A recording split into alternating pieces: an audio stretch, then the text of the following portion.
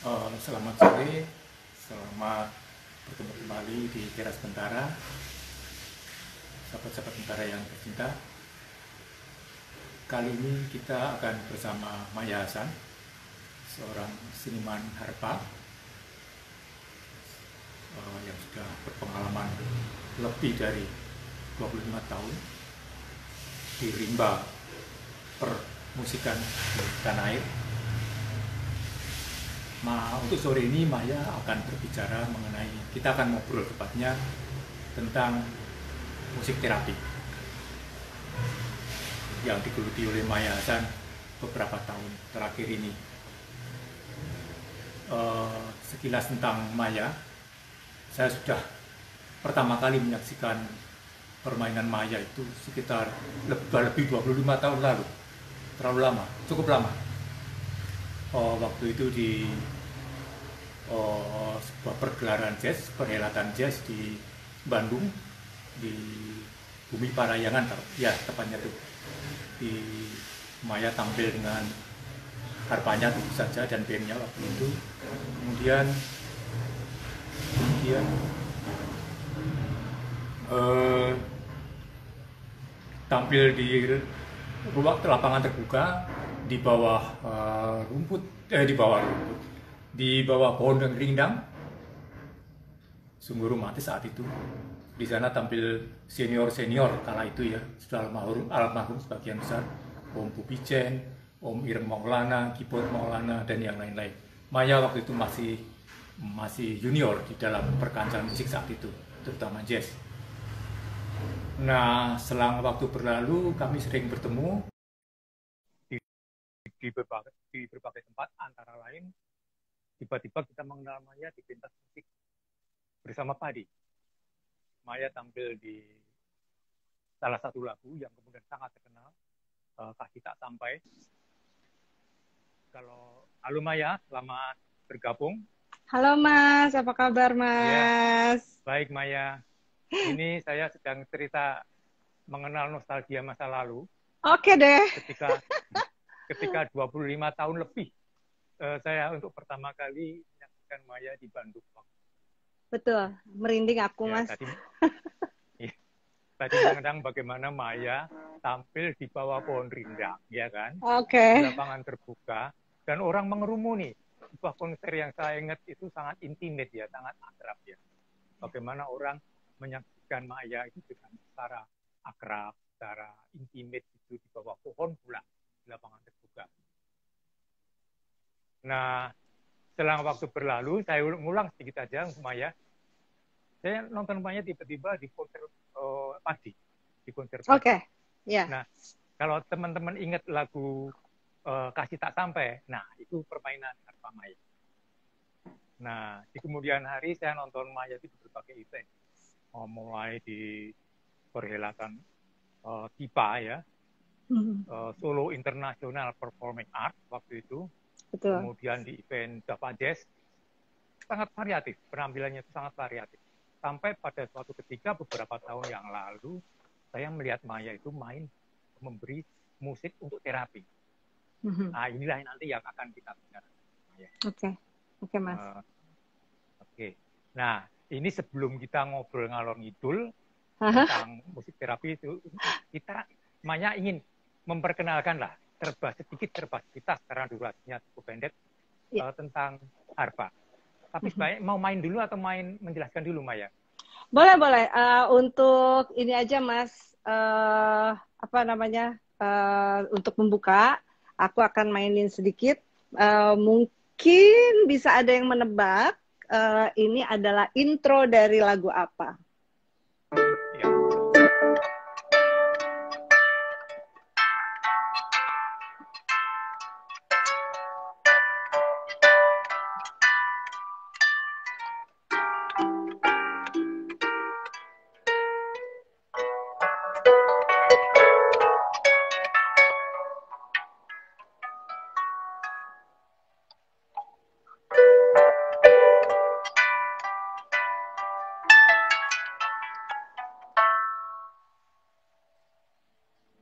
Oke.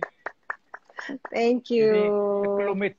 sekelumit saja dari intro lagu Padi. Teman-teman Betul, pasti sudah betul, mengenal Mas. itu lagu apa, ya. Ya, Eh, ya. ini memang teman-teman sudah mengenal, mendengar harpa. Mhm, Tapi mhm, mungkin kita ingin tahu, Maya mungkin bisa menjelaskan. Eh, Meskipun penonton sudah secara fisik sudah lihat, tapi mhm, secara organologis ya, secara mhm. bentuk instrumennya, sebenarnya Betul. harpa itu komponen-komponennya apa saja? Resonansinya di mana, terus Oke, susunan senarnya di mana, senar tangan kiri, tangan kanan Maya itu fungsinya apa, oke, kemudian Maya kan main harpa elektronik tapi juga akustik. Nah, betul. perbedaannya di mana, terus kalau bicara soal musik itu terapi ada juga yang namanya frekuensi. Tapi secara umum dulu Maya harpa itu. Oke, selamat sore dulu kepada semua teman-teman yang sudah bergabung dan Mas Frans dan Bentara Budaya Jakarta. Saya mengucapkan banyak terima kasih sudah mengundang saya pada sore hari ini. Uh, Relation saya dengan Mas Frans tadi sangat intimate ya, udah 25 tahun lebih gitu ya. Jadi Mas Frans tuh tahu aku dari belum keriput sampai udah mulai molor mungkin ya Mas Frans ya. Dan tapi bukan hanya kulit, tapi seluruh sebetulnya Mas Frans tuh lebih tahu lengkap dibandingkan CV saya sebetulnya. Jadi Mas Frans yang mengikuti saya dari belum apa-apa, waktu itu di Bandung itu adalah pertama kali saya memainkan harpa non klasik, dan pada saat itu dengan begitu deg-degan dan keringet buntet gitu ya kayaknya, saya akhirnya mengumpulkan, baru kenal tuh dan bermain dengan beberapa teman-teman yang freelance, termasuk kakak saya Iwan Hasan pada saat itu.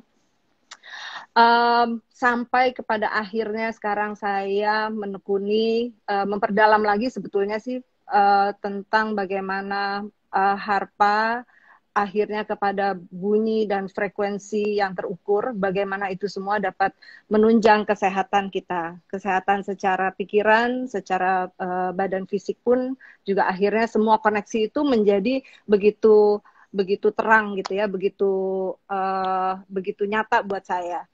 Dan aku mau share sedikit tentang harpa ini, bahwa harpa itu yang bentuknya ini agak bingung nih, tapi kalau mungkin bisa Google ya bentuknya harpa. Bentuknya harpa tuh Iya, iya. kayak ada rangka, kemudian banyak senar gitu. Itu sebetulnya pada saat diciptakan uh, di awal peradaban kita sekitar tahun seribuan lah gitu ya. Itu sebetulnya memang sudah diciptakan mengikuti bentuk tubuh manusia. Bahkan jauh sebelum itu, pertama kali tercatat adanya bentuk harpa di dunia ini adalah 15.000 tahun sebelum Masehi. Dan pada saat itu manusia masih tinggal di gua, dan ternyata ada bentuk sekelumit yang sama sekali tidak sama dengan apa yang harpa kita kenal pada saat ini, tetapi modelnya sama, rangka, kemudian ada senar-senarnya. Itu di sebuah gua di daerah yang sekarang kita kenal dengan Perancis. Begitu. Itu awalnya. Kemudian masuk ke mulai ke peradaban manusia menggunakan perkusi dan kemudian menggunakan harpa. Jadi harpa itu adalah alat musik non perkusif pertama yang dibuat dan diciptakan juga pada saat itu. Ternyata nenek moyang kita tuh sudah sangat bijaksana mengenal bahwa setiap organ-organ tubuh kita ini berhubungan dengan nada. Mereka nggak ngerti frekuensi, mungkin belum ada sebutannya, tetapi bahwa ketika ada suara tinggi itu berhubungan dengan daerah kepala. Kemudian suara medium itu berhubungan dengan sekitar rongga dada. Dan kemudian suara-suara yang rendah itu berhubungan dengan organ-organ bagian tubuh bagian bawah. Gitu. Jadi disitulah diciptakan, dan dalam perjalanannya ternyata memang resonansi harpa itu juga sangat sempurna gelombangnya, sehingga bisa penetrasi ke dalam tubuh kita itu seperti kalau sekarang disebutnya mungkin nanoteknologi. Jadi dia menyerap masuk langsung tanpa hambatan dan mempengaruhi organ-organ tubuh kita. Dan boleh dicatat Mas Frans bahwa harpa itu adalah satu-satunya alat musik yang soundboard atau kotak suaranya mengarah ke si pemainnya. Ini kita ngomong tentang harpa akustik ya. Tuh. Jadi Soundboardnya itu posisinya di bawah Maya ya. Betul, betul. Yang di bawah. Kalau bisa lihat sedikit, ini aku geser. Jadi ini ada tuh, ada lubang di belakang si harpanya, dan ini mengarah langsung ke pemainnya. Tuh, yang kemudian akan mempengaruhi. Nanti saya akan cerita lebih lanjut. Ya. Nah, cara memainkannya. Soundboard itu sekaligus juga sumber resonansinya di situ. Betul, betul, betul. Oke. Betul. Nah, cara bermain harpa itu sebetulnya sangat-sangat dekat dengan piano. Jadi not-notnya itu saya bisa memainkan partiturnya piano. Itu karena secara fungsional dua tangan ini dipakai. Walaupun tidak 5 jari, tapi hanya 8 jari seperti ini. Kita nggak pakai kelingking. Nah, tangan kanan itu akan memainkan melodi dan tangan kiri secara general akan memainkan iringan. Jadi sama seperti piano, cuma dia dibalik seperti ini. Begitu. Nah, harpa itu sebetulnya apalagi ya Mas Frans ya, secara teknis ya, yang kira-kira. Secara teknis itu, begini, Maya memainkan dua harpa tergantung keperluan. Betul, Kalau betul. yang portable itu yang bisa digendong kemana-mana itu. Yang sudah menemani saya kemana-mana. Iya, kemana-mana. Terus kalau dibandingkan dengan harpa yang besar dinosaurus itu, sebenarnya secara frekuensi beda nggak? Ada perbedaan nggak? Kalau secara frekuensi dalam mengetes untuk terapi. Ya, kalau untuk terapi saya selalu memakai yang akustik karena beberapa alasan. Yang pertama adalah jenis harpanya berbeda, yaitu therapeutic harp dengan harga juga yang jauh sekali daripada harpa yang besar, yang pedal gitu ya. Jadi harpa ini memang dibangun dengan struktur yang berbeda sehingga sangat-sangat ringan secara beratnya. Kemudian kalau untuk timbre atau jenis suara yang dihasilkan, sebetulnya perbedaan paling besar adalah harpa akustik dan harpa elektrik.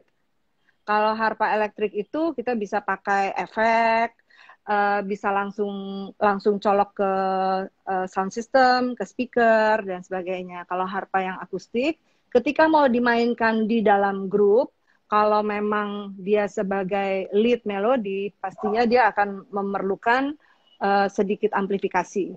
Seperti itu. Kalau yang elektrik itu sudah built-in. Jadi resonansi harpa yang sangat empuk dan nyaman itu nggak terlalu didapat di harpa elektrik, kecuali kalau diberi efek.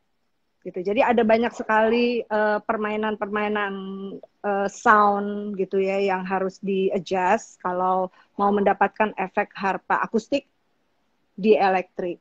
Gitu. Tapi sangat kompatibel dengan misalnya main dengan band gitu, sangat jadinya suaranya bisa sangat bisa sepadan gitu Mas Frans. Ya, saya suka menyebutnya itu sebagai harpa panggung. Oke. Unsur entertainingnya itu lebih besar. Dan betul. Akustik yang sebesar dinosaurus itu lebih dalam ya, lebih menep itu apa, mengendap. Suaranya lebih pure, lebih bening gitu. Ya, betul sih Maya Mas Frans. menguasai dua-duanya. Ya. Untuk telingan Maya ini menempuh pendidikan harpa itu secara sekolah di Willamette University. Nah, di dalam perjalanannya, katakanlah setelah lebih dari 20-an tahun ya, Maya ya. Kenapa kemudian terpikir untuk mendalami musik dalam hal ini harpa untuk terapi? Itu sebenarnya apa prosesnya seperti apa? Oke, aku adalah orang yang mengupdate impian aku secara per 5 tahun.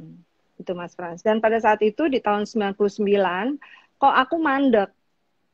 Kok ini mau ngapain ya? Harpa ini mau dibawa kemana lagi gitu. Dan pada saat itu belum ada Mbah Google seperti sekarang, tapi kalau memang udah suratan ya, pasti yang nemu aja kan gitu Mas ya. Jadi saya menemukan bahwa ada beberapa orang yang memakai harpa untuk penyembuhan. Gitu. Salah satunya ada Sarah Jane Williams dan adalah Christina Turin yang mana adalah mentor saya sampai sekarang, pendirinya dari IHTP International Harp Therapy Program, yang mana sekarang saya menjadi director untuk Indonesia.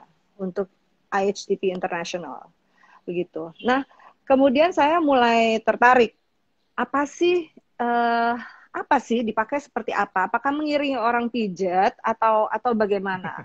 How is it gitu? Karena gini, aduh aku kalau disuruh main buat orang lagi pijat refleksologi aku nggak mau gitu kan.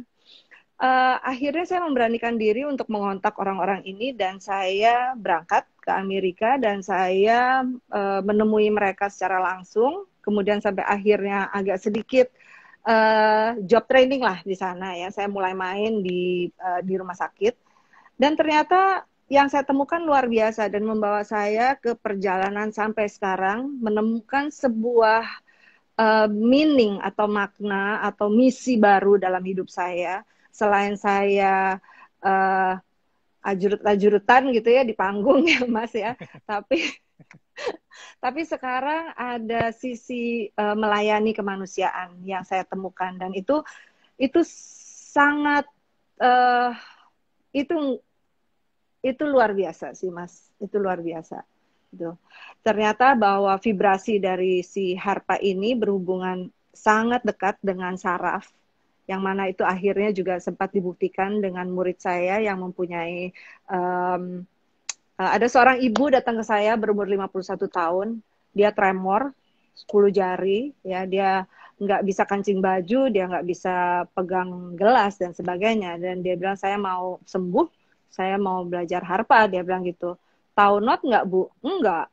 Oke, jadi saya mengajari dia dari satu not sampai akhirnya sekarang dalam waktu 1 tahun,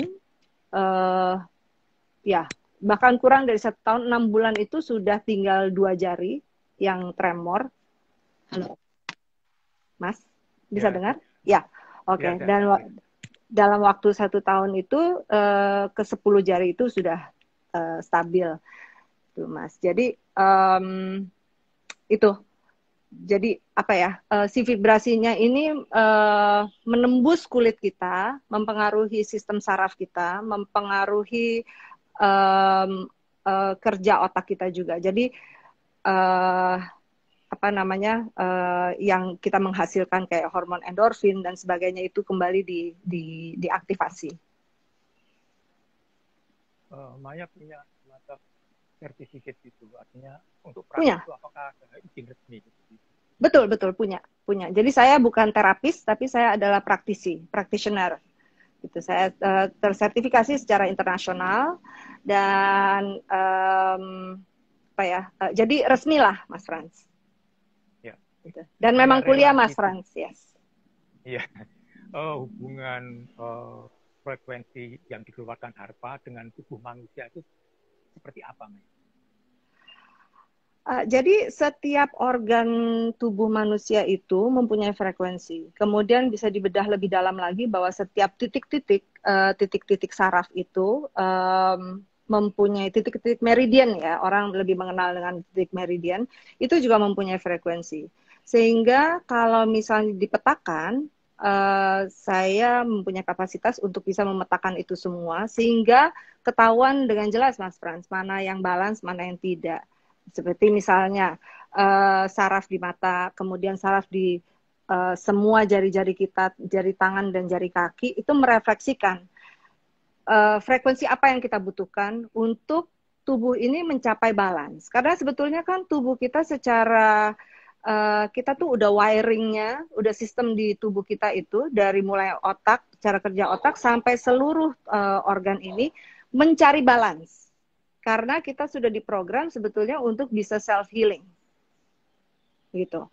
Nah, ketika terjadi tidak balance, tentunya tubuh akan mencari hal-hal yang bisa direfleksikan atau sebuah referensi untuk menaikkan frekuensi-frekuensi yang kurang ini, Mas. Jadi misalnya lagi flu itu hidung mampet dan sebagainya, tubuh kita kekurangan vitamin C. Kemudian vitamin C, kalau kita sebagai orang Indonesia, saya punya referensi vitamin C itu dari misalnya cabai. Nah, itu adalah sistem memori kita juga. Jadi semua itu integrated. Mulai dari pikiran sampai tubuh yang kemudian men-trigger reaksi-reaksi juga. Nah, dengan makan cabai, si flu ini otomatis akan keluar. Oh, enak nih, aku keringetan dan sebagainya. Itu adalah detox. Jadi tubuh kita otomatis akan mencari hal-hal yang berhubungan dengan itu supaya kita bisa sehat lagi. Nah, kalau misalnya orang Amerika, dia mungkin referensinya nggak akan ke cabai, tapi dia akan referensinya ke orange juice atau tomato juice dan sebagainya, gitu. Jadi itulah bahwa sebetulnya semua itu sangat-sangat apa ya? Ini melek hidup nih, Mas. Aku menyebutnya melek hidup. Bahwa ketika kita dengan sadar tahu apa yang kita mau konsumsi, baik itu makanan maupun pendengaran kita maupun pikiran kita atau penglihatan kita dan apa yang kita hirup juga, apa yang kita nafas, itu ketika kita bisa mencapai satu taraf melek hidup itu, kita sebetulnya akan mencapai balance ini dan akan mencapai kesehatan yang kondisi kesehatan yang baik. Jadi akan kembali kepada fungsi-fungsinya sebagaimana seharusnya, gitu. Karena tidak bisa dipisah. Ketika saya belajar mulai dari harpa sebetulnya, akhirnya menjadi frekuensi, akhirnya menjadi bagaimana sih frekuensi ini mempengaruhi organ, mempengaruhi cara pikir.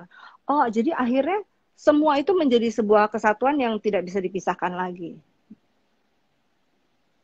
Oke, Maya, ya.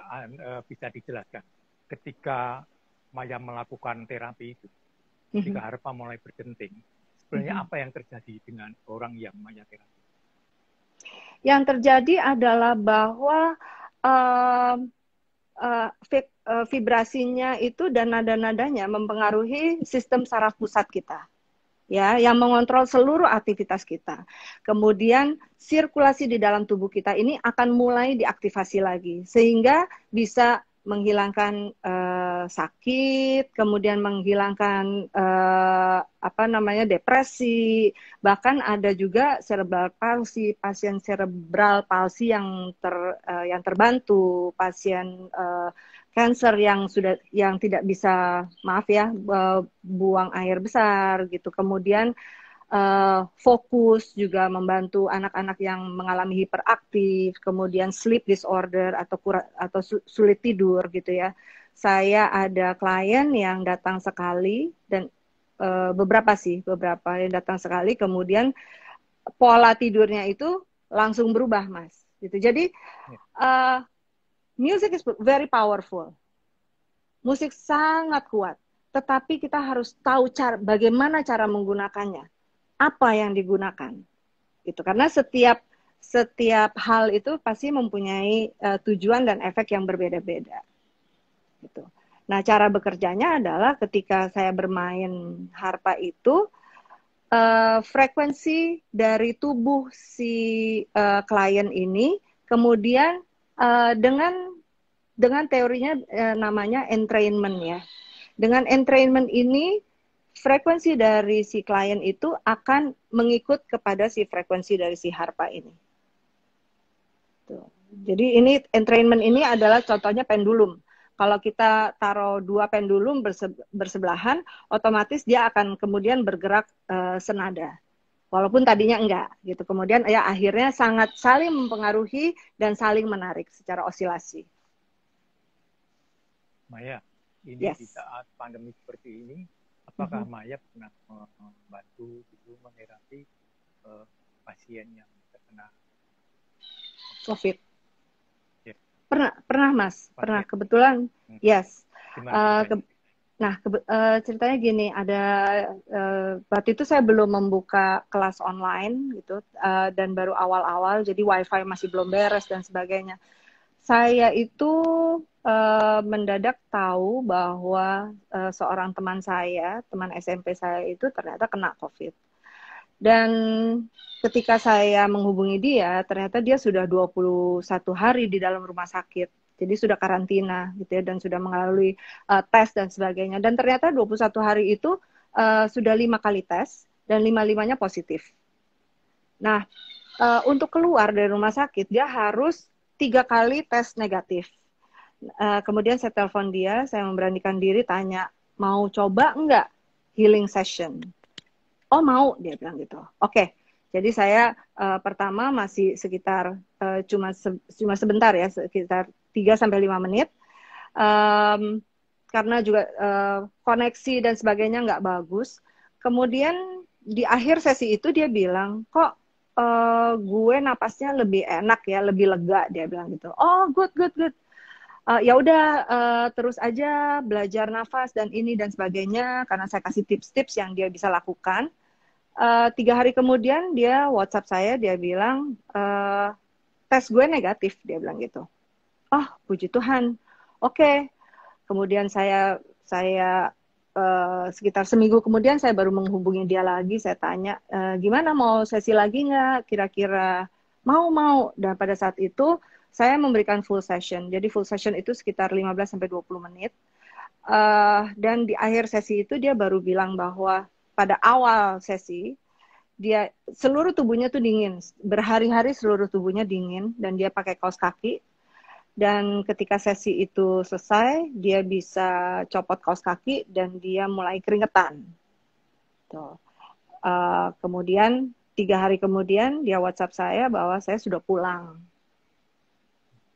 Gitu. Maka sejak itu saya memberanikan diri untuk membuka sesi online sehingga siapapun dimanapun ternyata bisa mengakses dan dengan efek yang 80% sama. Ya. Dengan mendengar ya, artinya fungsi dengan mendengar. Yes, iya, ya. Iya, iya. Oh, gini Maya, mungkin ini hanya sekedar contoh saja, karena tadi Maya sudah memberi contoh bagaimana online sudah berefek, bagaimana kalau Maya memberi contoh suatu permainan harpa, dan bagaimana audiens, sahabat Teman Bintara, bisa merasakan serba sedikit saja efeknya. Paling tidak ini proses semacam pengenalan. Ya. Bagaimana suara harpa itu bisa dihayati ya. Dan kemudian dirasakan efek, apapun efek itu ya. Oke. Boleh Mas. Yuk kita mulai. Mau sekarang langsung? Oh, baik. Sekarang aja, langsung. Ya. Oke. Nanti habis itu Maya jelaskan. Ya, oke. Jadi silakan duduk dengan rileks, mengambil posisi yang nyaman. Kedua belah kaki diletakkan di lantai. Oke. Kalau mau tutup mata boleh. Kita mulai. Saya akan memandu Anda bernafas melalui hidung. Kembungkan rusuk. Buang nafas melalui mulut. Tarik nafas melalui hidung, kembungkan rusuk, arahkan dari telapak kaki ke ubun-ubun. Buang nafas melalui hidung, melalui mulut, arahkan ke telapak tangan. Proses bernafas ini saya lanjutkan. Dan saya berada pada saat ini di sini dengan nyaman dan sadar. Seluruh tubuh saya mulai rileks, mulai dari kaki, pinggang, perut, dada, tangan, bahu, leher, seluruh muka, otot-otot muka, kepala, bahkan kulit kepala dan akar rambut. Dengan satu tarikan nafas panjang dan helaan nafas, seluruh tulang-tulang belakang saya rileks.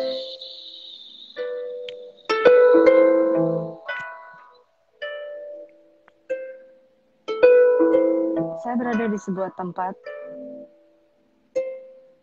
yang saya mengenal dengan baik dari kecil. Saya bisa melihat udara yang terbuka. Saya bisa mencium bau udara yang segar. Dan bahkan saya bisa melihat bunga-bunga berkembang dengan sangat indah.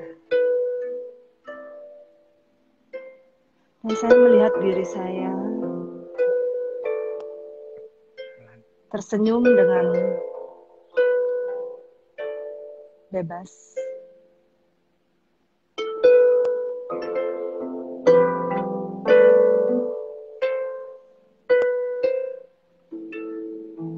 Tarik nafas, buang nafas, selesai. Oke. Itu sedikit Menarik open, ya. Mungkin. itu sedikit opening sih, Ya. Mas. Ya. Paling tidak ini semacam sampel. Ya. Tadi prosesnya apa? Prosesnya antara bunyi dengan praktik pernafasan tadi apa, Mas? Dengan kita bernafas itu sebetulnya melegakan dan membuka semua katakanlah hambatan-hambatan, ya. Secara statistik 50% bahkan sampai 60% manusia dewasa itu bernafas lewat mulut. Jadi ini adalah sebuah sistem pada awalnya untuk mengingatkan kita bahwa kita harus bernafas lewat hidung, karena kalau kita bernafas lewat mulut, sebetulnya saraf-saraf kita dan darah kita itu tidak kemasukan oksigen. Jadi ketika kita bernafas dan kita membayangkan udara naik dan turun, itu ada sirkulasi yang terjadi karena otak kita itu sangat powerful dan dia akan mempengaruhi sistem kerja kita. Nah, lama-kelamaan kita akan mulai mencari balance ini ketika tubuh kita merasa tidak enak. Udah mulai nih mau flu, udah mulai nih ada pusing, udah mulai nih pegel-pegel di bahu karena mungkin kelamaan bekerja di komputer dan sebagainya. Ketika kita bernafas seperti ini, itu seperti dibuka, Mas. Itu seperti dilegakan kembali. Ini memang tidak lama bernafas seperti ini. Ini namanya quantum breathing, ya. Ini hanya dilakukan pada awal session. Kemudian selama sesi itu bebas bernafas dengan tarik nafas lewat hidung, keluar lewat hidung pun nggak apa-apa. Jadi hanya awalnya aja untuk kayak jump start gitu untuk si badan kita ini. Ya. Oke, sebelum itu sahabat-sahabat Bentara, kalau mau mengajukan pertanyaan Ika lewat Instagram, nanti Ika dari Bentara Budaya akan membantu saya untuk menyampaikan karena saya sudah membacanya. Okay. Tapi ini sudah ada satu pertanyaan. Keponakanku, ini jadi ada orang. Apakah anak-anak berkebutuhan khusus ini tidak disebutkan? Tolong disebutkan nanti kebutuhan khususnya seperti apa, bisa diterapi, paling tidak terbantu dengan harapan. Oke. Anak-anak yang berkebutuhan khusus tentunya yang berhubungan dengan saraf, ya. Jadi sebetulnya seperti cerebral palsy, kemudian autistik itu juga bisa dibantu. Nah, anak itu akan menjadi lebih kalem karena mereka secara frekuensi itu lebih balance antara pikiran dan tubuhnya. Kemudian dengan perlahan-lahan, tergantung kondisi anaknya, tetapi dengan perlahan-lahan fokus dan time span mereka ketika mereka mengerjakan sesuatu itu akan menjadi lebih panjang dan lebih panjang. Tentunya saya punya satu klien, seorang anak berumur 9 tahun, ya, yang cancer, kebetulan kena brain cancer, dan dia itu, ketika saya menterapi dia, lagunya nggak kayak tadi. Jadi kita pakai lagu-lagu lain lagunya balonku, lagu anak-anak, ya, jadi sangat berbeda, Mas. Jadi selalu disesuaikan dengan umur, kemudian disesuaikan dengan musik-musik preference mereka, ya, gitu. Dan karakter si anak ini juga. Teman-teman bisa bertanya tentang terapi yang menjadi fokus sore ini. Tapi jika kepingin mengajukan pertanyaan di luar itu juga nggak masalah. Boleh. Mau DM ke Instagram saya juga boleh, ya. Ya, nanti bisa sebagai tambahan informasi, Maya ini juga dalam pengertian pernah mendapatkan gelar dari Keraton Surakarta. Ini dari ilustrasi itu contoh. Itu ceritanya gimana Maya? Dan gelarnya apa? Namanya jadi siapa? Namanya tetap Maya Hasan Mas, tapi pakai Kanjeng Mas Ayu gitu. Nah, Kemudian jadi pada saat itu saya dianggap memberikan satu kontribusi yang cukup baik kepada budaya Indonesia. Kemudian di tahun 2011 ya itu ya saya ditelepon dari pihak Kasunan. Kemudian dibilang oh kami mau memberikan sebuah gelar bla bla bla gitu. Jadi pada saat itu saya akhirnya ke Solo untuk menerima gelar tersebut gitu. menarik sekali. Dan lengkap dengan kain kebayanya. Lengkap Seperti dong, dikatakan. lengkap dengan Iya, sunggar gitu kan. iya. Saya tuh Sekedar senang info sekali Maya Mas. ini, iya. Maya ini kalau tampil itu dengan berbagai kostum etnis. Pernah suatu kali tampil dengan kostum etnis Nusa Tenggara Timur, Iya.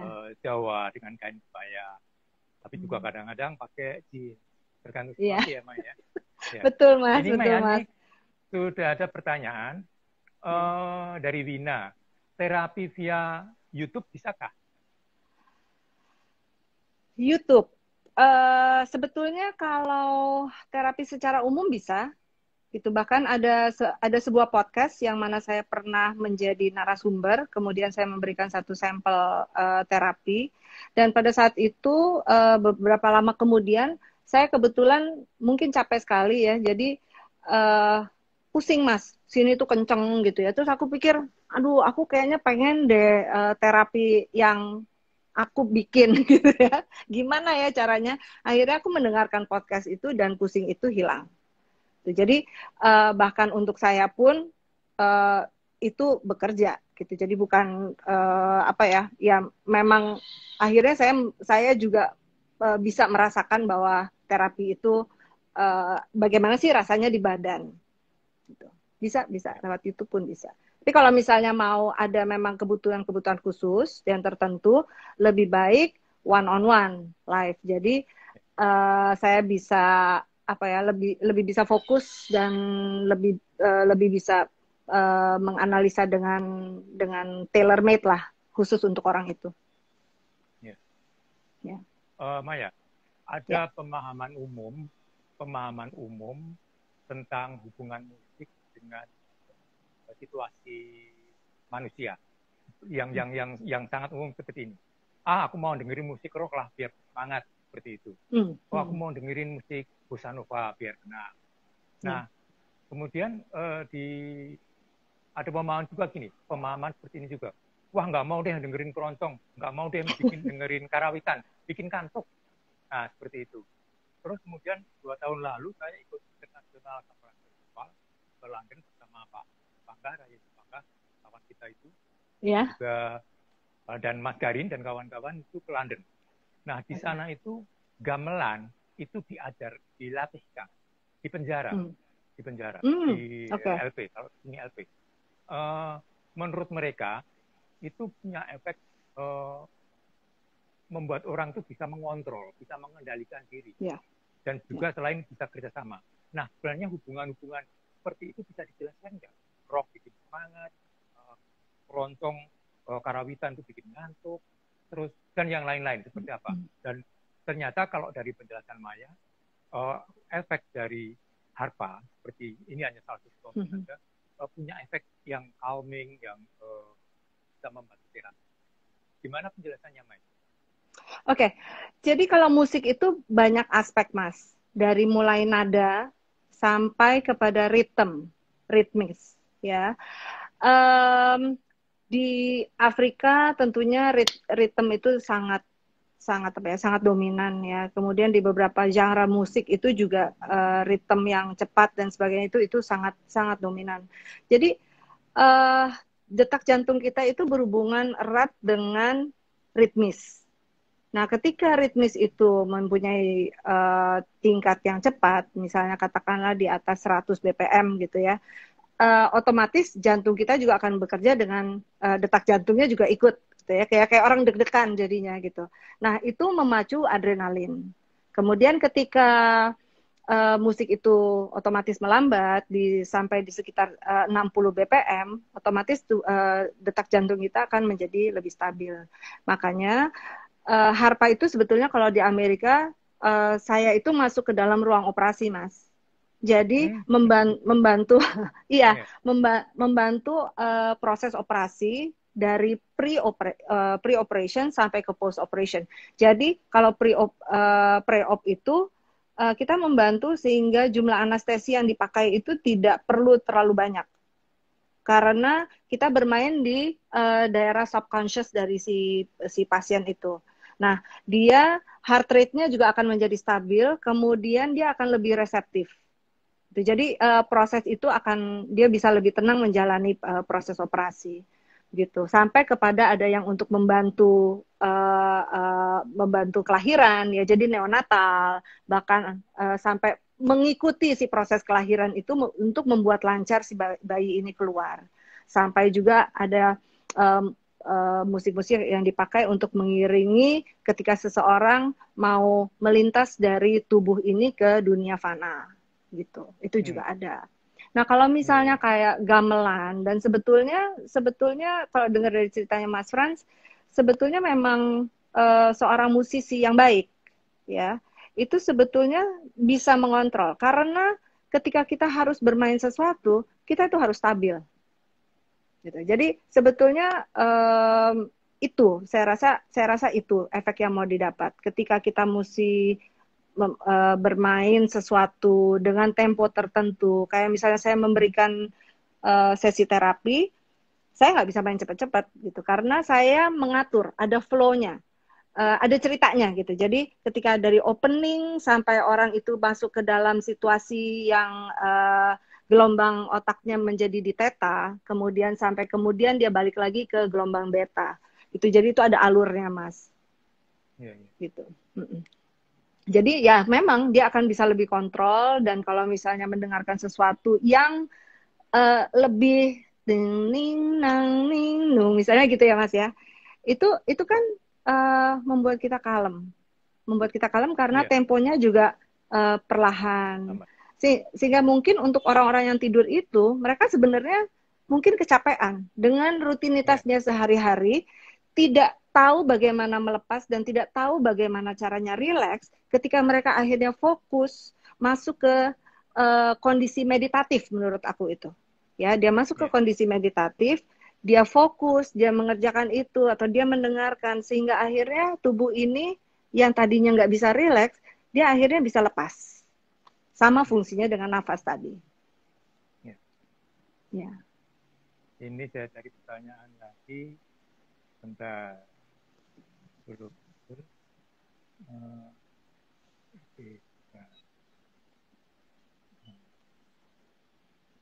Nanti belum kelihatan.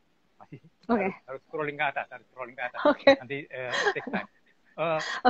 Sekedar info lagi, Maya ini lahir bukan dari keluarga musikal sebenarnya, tapi kakak-kakaknya main musik semua.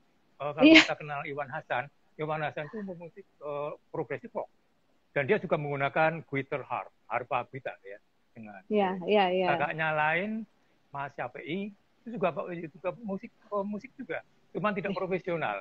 Kebetulan kenal juga semuanya. Nah, Maya ini termasuk menyempal karena main harpa. Kalau dibilang keluarganya bukan musikal, karena bapak Maya ini, Pak Hasan itu menteri. Mungkin tidak banyak yang kenal bahwa bapaknya Maya ini, Pak Hasan itu menteri di era zaman Bung Karno, dan termasuk pejuang. Dan karena beliau kemudian dimakamkan di Taman Makam Pahlawan Kalibata. Bulan saya hadir waktu itu. Nah, Maya, kalau sedikit diberi ilustrasi keluarga, ini seperti apa dalam hubungannya dengan musik, sehingga anak seorang menteri kemudian bisa terjun ke dalam dunia musik dan semuanya sebagai profesional. Siapa? Sebetulnya almarhum papi ya, kita panggilnya papi, itu sangat-sangat senang dengan seni. Jadi beliau mengoleksi Bisa dari mengoleksi guci-guci kecil, kemudian banyak-banyak hal yang beliau itu lakukan yang berhubungan sangat dekat dengan seni. Beliau sempat melukis juga gitu ya, dan pokoknya mencintai keindahan, mencintai binatang juga gitu. Jadi dan itu sekarang menurun ke anak saya yang senangnya tuh main kadal sama main ular, Mas, gitu. Jadi padahal cewek gitu ya. Itu jadi kita sudah terbiasa, dan kebetulan orang tua saya ini mami dan papi dua-dua sudah almarhum, itu adalah orang tua yang sangat memberikan kebebasan kepada anak-anaknya, tapi dengan bukan kebebasan asal, tetapi kebebasan yang dengan respect ya. Jadi kita juga anak-anaknya itu melakukan segala sesuatu itu uh, sebetulnya dipikirlah gitu. Sebetulnya tuh menjalaninya semua dengan bertanggung jawab, nggak ada yang macam-macam gitu ya. Dan mereka sangat mendukung segala sesuatu hal yang berhubungan dengan passion. Gitu. Ya, Ya. oke. Terus memang pilihannya bebas ya, soal musik itu terserah. Ya, Satu mungkin hal juga lagi karena sebenarnya, paling bontot ya, Mas. ya, Mungkin juga karena yang bontot. banyak diketahui itu bapaknya Maya ini pernah seorang main catur dan pernah menunjukkan Anatoli Karpov. Ini kan Betul. sesuatu yang enggak mungkin nggak dikenal. Tapi Anatoli Karpov waktu kita masih muda ya, masih sama-sama remaja malah di Jakarta. Bobby Fischer, Mas. Bobby Fischer. Oh, maaf, Bobby Fischer, lawannya Bobby Karpov. Fischer. Oke. Ya. Mai, ini ada pertanyaan lagi.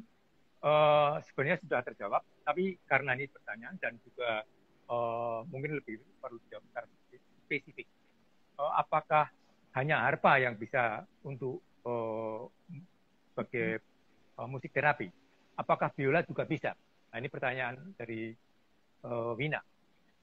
Oke, terima kasih pertanyaannya. Sebetulnya semua alat musik itu mempunyai sifat healing atau sifat penyembuhan. Cuman memang harpa itu adalah alat musik bersenar.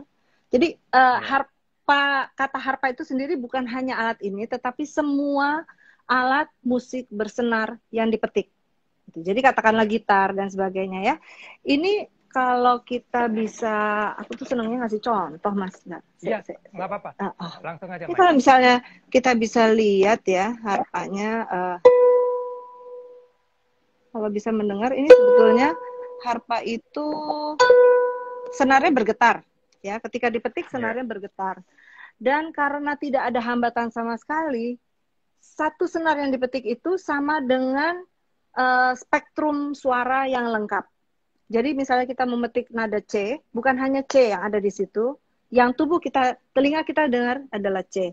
Tetapi tubuh kita merespon semua enharmonics yang ada di nada itu. Jadi ada D, ada E, ada F, ada G, ada semua itu lengkap. Tuh, seperti analoginya seperti lampu yang putih. Sinar lampu yang putih itu di dalamnya ada banyak sekali warna.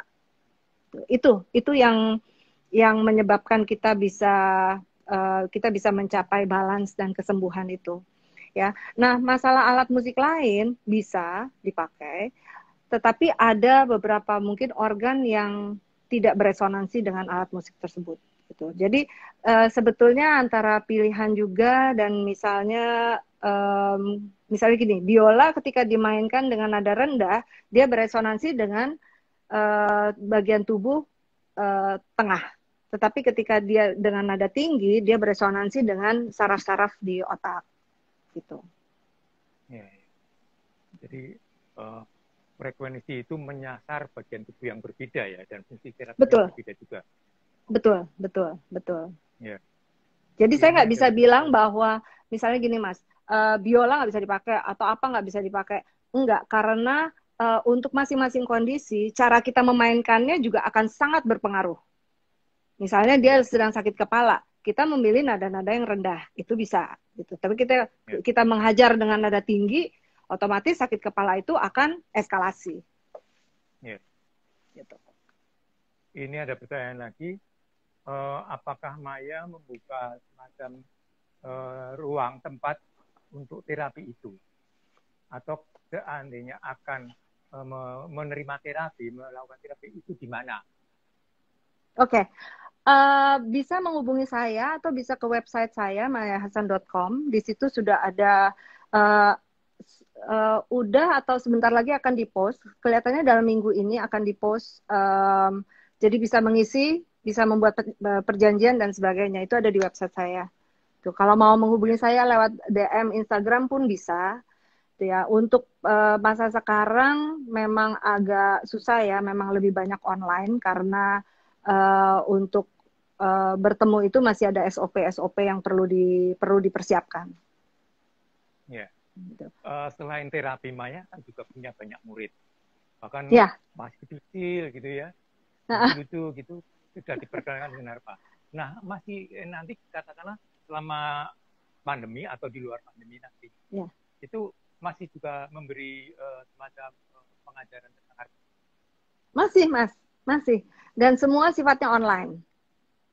Online semuanya ya. Ya, yang semuanya langsung, online. Yang direct, seperti yang dulu di praktek itu. Yang direct lagi enggak karena karena masa ini ya buat mereka juga untuk keluar mungkin ya apa ya kita masih tinggi sekali gitu ya angkanya, jadi saya rasa tidak bijaksana untuk melakukan suatu kontak fisik pada saat ini. Kurang ya. Ini ada pertanyaan lagi, meskipun sebenarnya sudah dijelaskan tadi, tapi ada pertanyaan, lagu-lagu Tempo apakah yang dipakai untuk terapi? Sebenarnya sudah terjawab, tapi oke lah, nggak apa-apa. Tolong diulang sedikit, Mas. Boleh, nggak apa-apa. Jadi rata-rata lagu dengan tempo sekitar 60 BPM. 60 BPM. Gitu. Mungkin perlu dijelaskan BPM itu apa? Beat per minute. Beat per minute. Jadi beat per minute. Ya, jadi kayak lihat jam itu tek ya, pokoknya sama dengan detiknya jam itu berjalan lah. Itu adalah 60 BPM. BPM. Kalau RPM titik dengan hitam ya. 33,5 kalau dulu ya. Oke. Apalagi sejak kapan Mbak Maya tertarik harpa? Aduh, nggak apa-apa. Oke lah, harus jawab. Sejak kapan Mbak Maya tertarik harpa? Kenapa harpa? Atau adalah alat musik lain yang dimainkan? Kenapa? Oke, saya mulai tertarik dari tahun 86. Sebelumnya saya bermain biola, saya bermain piano, kemudian saya bermain flute juga. Dan ketika itu saya mencari kok kayaknya kurang pas ya, itu kayak cocok-cocokan gitu loh Mas gitu. Jadi aku mencari sebuah alat musik lain, kemudian aku melihat gambarnya dan akhirnya aku menemukan pada saat itu aku baru ada Mbak Heidi Awi yang ada di Indonesia ya kembali. Jadi saya menghubungi Mbak Heidi Awi, si anak kecil itu kelas 2 SMP menghubungi Mbak Heidi. Dia juga kaget sih Mas kayaknya gitu ya. Tapi akhirnya beliau menjadi pintu untuk saya mengenal dunia harpa, dan kemudian saya akhirnya ke Amerika belajar di Willamette University. Saya belajar dengan Laura Zarr, dengan Sally Maxwell almarhum, dengan Carol McLaughlin almarhum, dengan Joanne Turovsky, dengan Deborah Hanson Conan, dengan banyak sih aku guru-guru di sana ya. Dan disitulah saya mulai terbuka Mas, dan saya benar-benar jatuh cinta yang every day I fall in love with the harp. Gitu. Setiap kali saya mendentingkannya, nggak ngerti Mas ya gimana ya kalau jatuh cinta setiap hari gimana ya gitu. Dan sampai buat saya berdarah-darah kan ya? Sampai Mas waktu itu iya waktu itu saya lagi diundang menjadi solis di Istana Budaya di Malaysia dengan Malaysia National Symphony Orchestra dengan konduktor Takahisa Ota. Kemudian saya bermain tanpa amplifikasi ya, itu diiringi orkestra. Saya main tuh kok ada yang delendeng gitu ya Mas, kata orang Jawa, kok ada yang delendeng ya, oh ya wes lah gitu. Di akhir movement ketiga waktu itu adalah Handel Concerto, baru saya lihat loh tanganku jebol gitu. Jadi ya gitu Mas. Jadi udah kemana-mana dengan harpa, mulai klasik sampai kepada akhirnya rock, dan saya sempat juga berkolaborasi 2 tahun lalu dengan Insanity grup death metal. Jadi nyanyinya yang gitu ya. Jadi kita Mai, tapi ini aku sudah buat dikasih kode nih, sudah dikasih oh kode iya ya. dari Oke bendara. oke. Gini, saya mengucapkan terima kasih Bendara Budaya, berterima kasih pada Maya yang beberapa kali bersama dengan kita, juga kepada rekan-rekan sahabat-sahabat Bendara yang sudah setia dengan program kita Teras Bendara. Ini ada titipan pengumuman, nanti minggu depan Teras Bendara akan menghadirkan Pardiman Boyonegoro. Dia menekuni bidang akapela, tapi mataraman dengan bahasa Jawa. Kalau yang anak kecil namanya akapili mitirimin. Nah, itu yang kecil seperti itu. Mas Pardiman Boyonegoro. Intinya kita sudah cukupi acara ini, tetapi nanti untuk closing Maya bisa memainkan apapun. Tapi kalau kegiatan ini yang mau dimainkan itu apa? Oke, saya mau memainkan lagu yang judulnya In the Light yang saya buat dengan Popo Fauza. Dan ini juga available di Spotify, di YouTube Music, di semua gerai-gerai online yang ada gitu ya. Gitu sih. Nah, lagu ini berfungsi untuk menaikkan positivity di dalam tubuh kita. Jadi kita mau belajar untuk positif. Oke. Seiring dengan denting Maya yang nanti akan berdenting, kita ucapkan terima kasih dan sampai ketemu lagi. Monggo Maya, silakan.